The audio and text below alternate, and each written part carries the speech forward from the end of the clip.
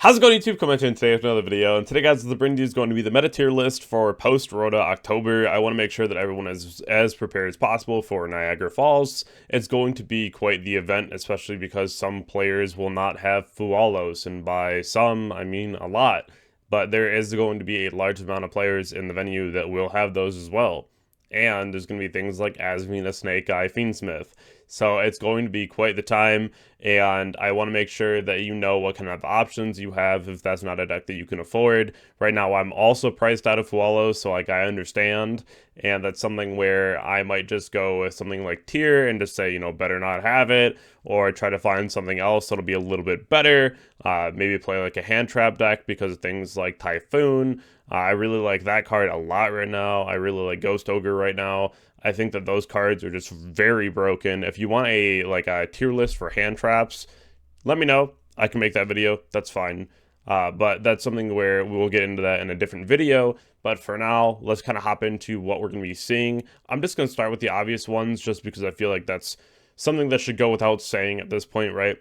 And, starting off with the best deck of the format, it's going to be Azamina, Snake Eye, Fiendsmith, 8 to 9 interruptions unimpeded. So if the board just goes off completely, it's hard to break. It's very hard to break.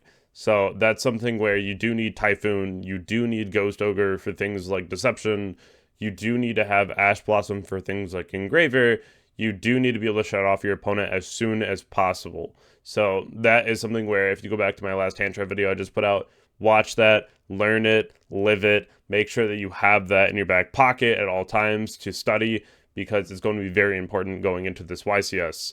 Now, the other one is still going to be Yubel. A lot of people, not tier 0, but tier 1. It's not even tier 0 right now, but like tier 1, right? The only thing that's going to be tier 0 at the moment is going to be Azamina, Fiendsmith, Snake Eye.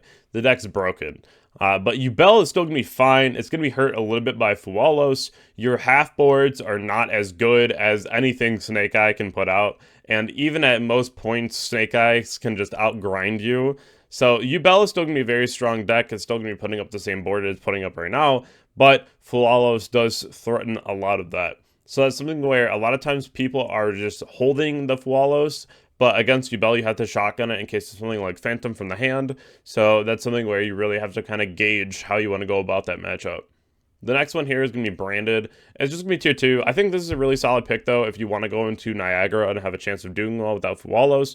Because at the end of the day, if you're going to let your opponent draw 1,000 cards, you have to make sure that you are going to put your opponent at a point where they literally cannot play the game. And that's by giving them a puppet. And it's a really toxic way of thinking and playing, but at the moment, that's the best we got. So, Shifter, Fualos, Perulia, there's going to be a lot of cards that you have to dodge this weekend, so make sure that you're prepared for that. And it's really crazy that it's this coming weekend. Like, I thought it was the next weekend, but no, it's coming up. Like, that's kind of nuts. I think this is the most unprepared I've been for a YCS, but at the same time, I still feel very confident just playing something like tier, so I might just go with that, which is fine. Centurion, probably don't. It's just not good, right? Like, you could play it, but I just wouldn't.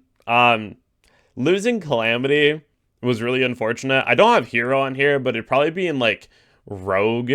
I think Hero is, like, surprisingly something that can be kind of scary with something like Dark Law, especially, like, a half board with Dark Law and, like, DPE is pretty nice.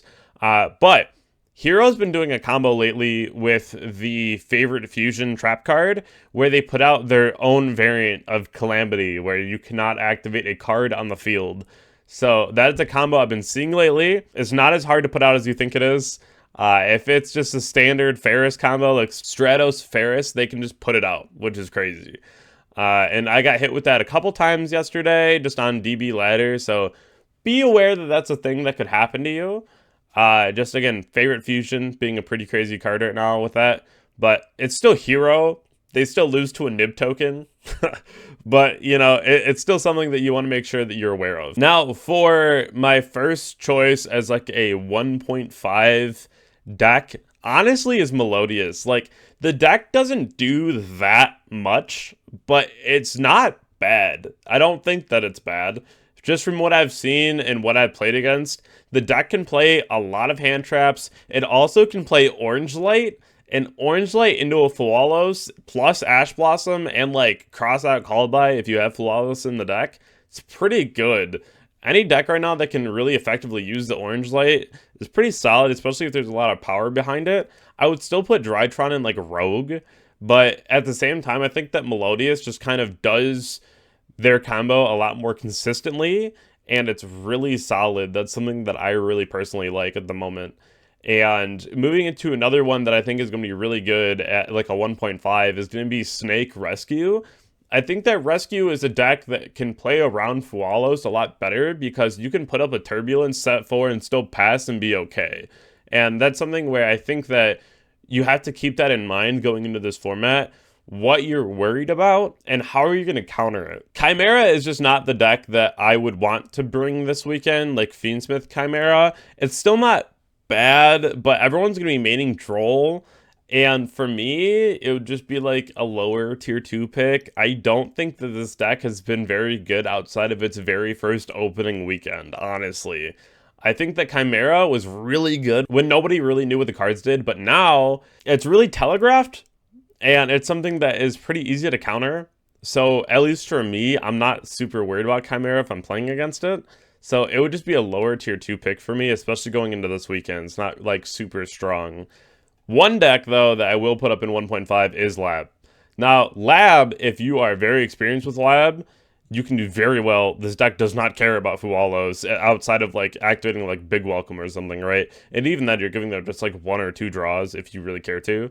But especially if you're playing like the 37 trap card build with Equation Cannon, it's pretty good. It's pretty good. I would not play Lab though because I've not played the deck long enough. I think that if you have not played the deck long enough, you should not play this deck unless you are going to put in a lot of time to test.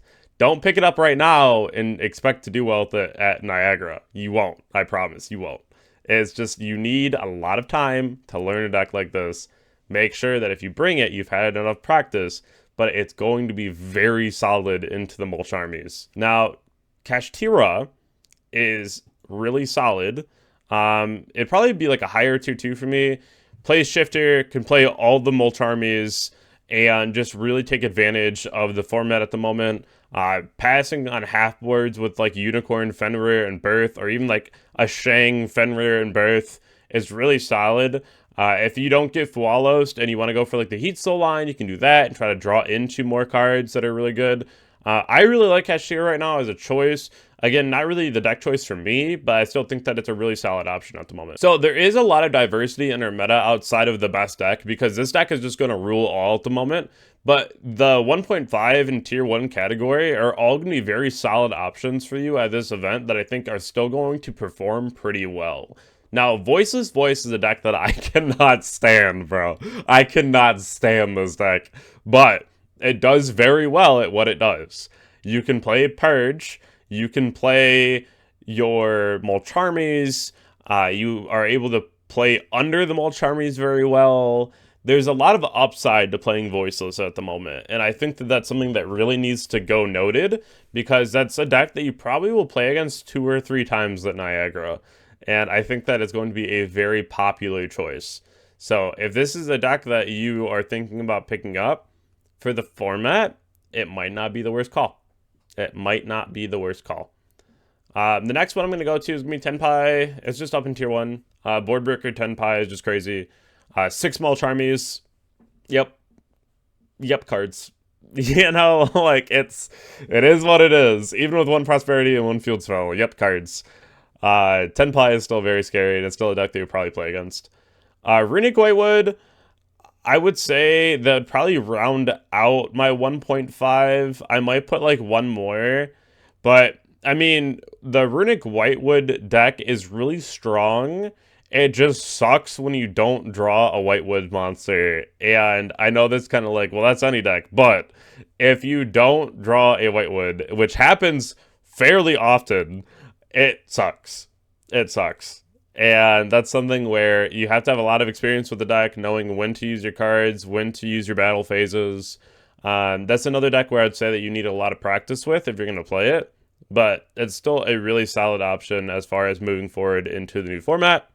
Rogue, tier Tear is just a deck that you can play. I feel like you have to be like out of your mind with it if you're gonna play it. It's still just Rogue though. It still would not be something that I would advise to choose over other decks because you have to play it kind of perfectly. And if you don't play it perfectly, you kind of just lose. As far as like Runic Stun, it's going to be tier 2. I think the Whitewood variant is just better.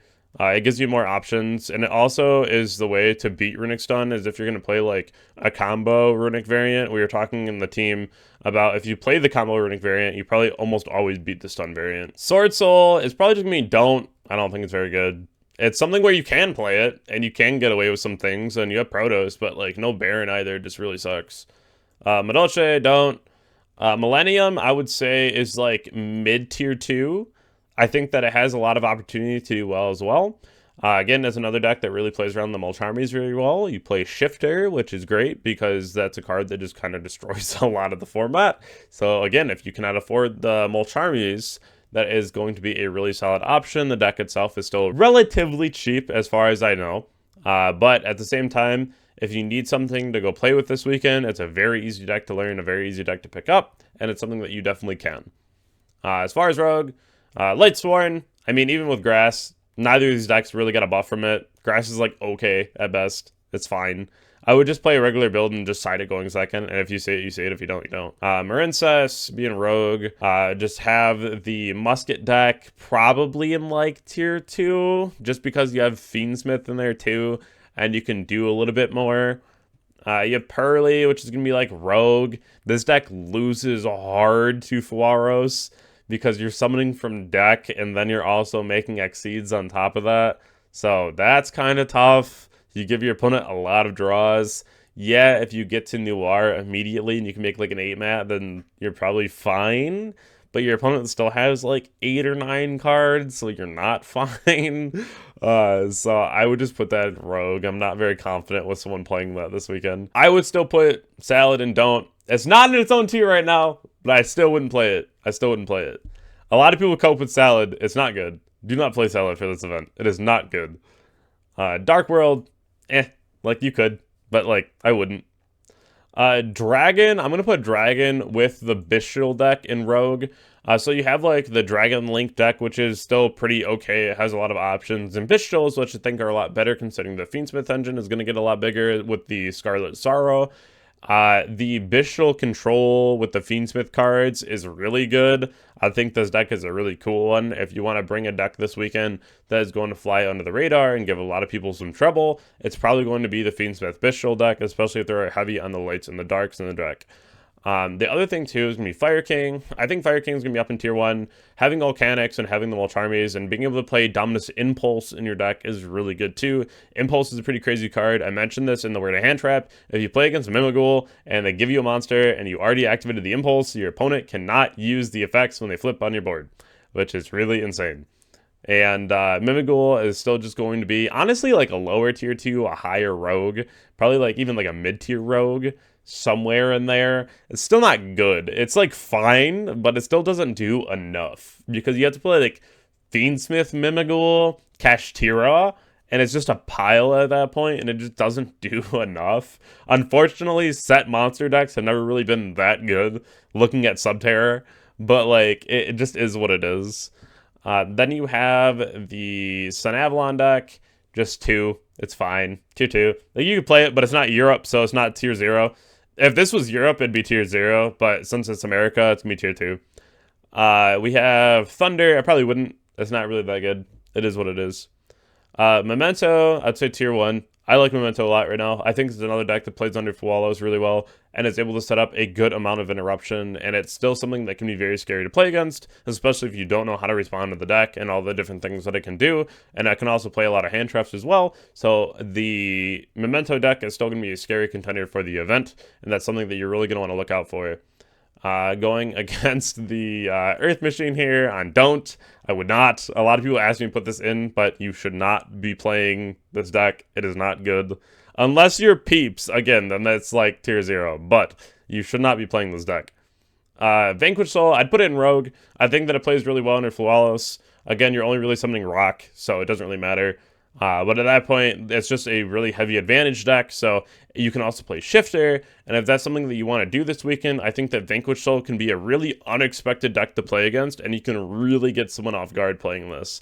So I would definitely consider Vanquish Soul. Again, if you're on the lower budget side, Vanquish is actually affordable, which is crazy to say because it never really was. But Vanquish is the deck that I would pick up as a rogue deck for sure. As a bottom of tier 2 deck, Sprite, Runic Sprite, For Hire Sprite, Malfi Sprite, all of it, tier 2. It's okay.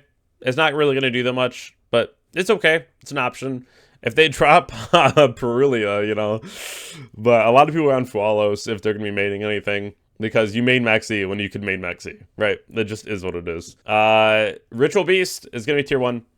Probably above Memento, but the Ritual Beast is just crazy. Protoss, Shifter, inherent amount of board breakers in the main deck, Book of Eclipse, Dark Ruler, evenly matched. It's just a really difficult matchup in a lot of ways to extend. And then Mermail, I would say like bottom of tier 2. I don't respect this deck. I don't think it's very good. That's just me though. I know a lot of people in my comment section like freak out when I say that, but like at the same time, it doesn't matter. The deck's not good. Like it'll do like okay. It might get like a top, but it's not gonna do that good.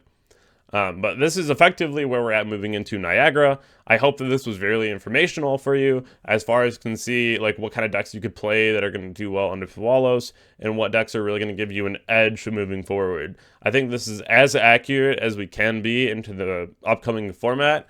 And if you have any questions, leave them down below in the description. Also, if you haven't subscribed to the channel, subscribe to the channel. We're trying to make our way to 30,000 subscribers. Check y'all in the next video. I appreciate y'all. Thank you.